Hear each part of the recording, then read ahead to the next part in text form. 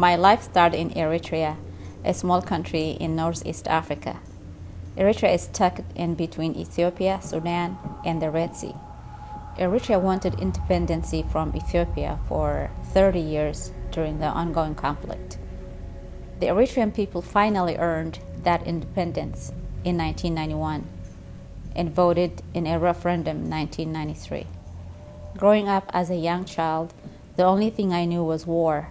I vividly remember the sound of machine gun fire erupted in the middle of the night.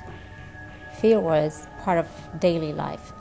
I was only 5 years old when my father joined the Eritrean Liberation Front, a rebel group fighting for independence. Because my father was a well-known revolutionary leader, we were constantly watched by the government. They gave orders many times to put my family in jail. My mother, uncle, and aunt were interrogated and jailed many times.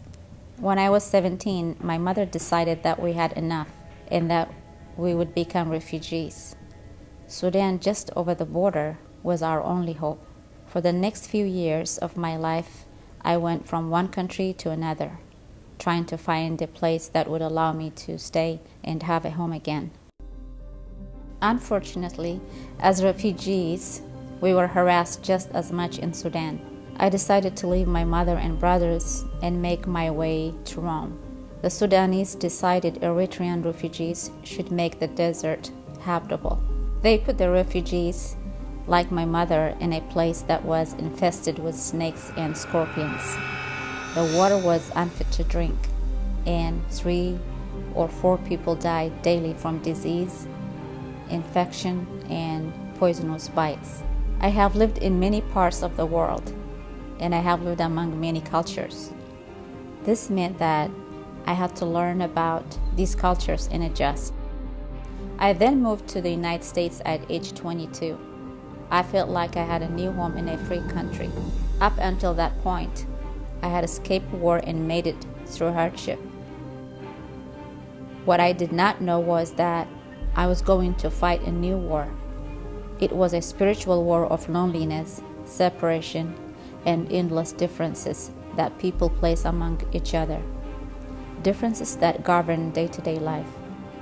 Today, my mother talks about those days as a refugee in the desert as the best time of her life. She said that it was difficult, but people stood together. She made friends. People showed love and support. People were connected.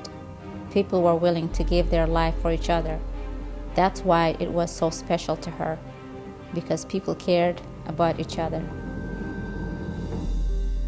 I feel blessed and honored for all the opportunities America has given me. I beat the odds and became a successful entrepreneur, and my hope is that people would learn from my story. I would like to inform people on how to succeed and live a happy and fulfilled life as an individual, as a family, as a society, and as human beings.